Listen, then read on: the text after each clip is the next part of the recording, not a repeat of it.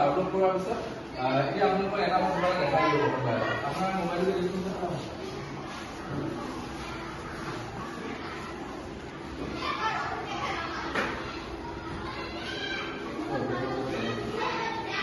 ভিডিঅ'টো আছে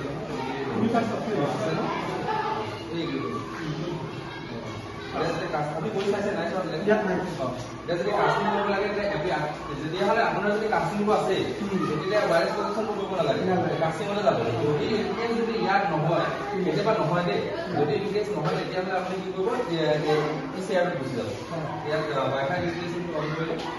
ঠিক আছে আপোনাৰ মোবাইলত কাষ্টিংটো কৰিলে তেতিয়া হ'ব কাষ্টিংটো কৰিলে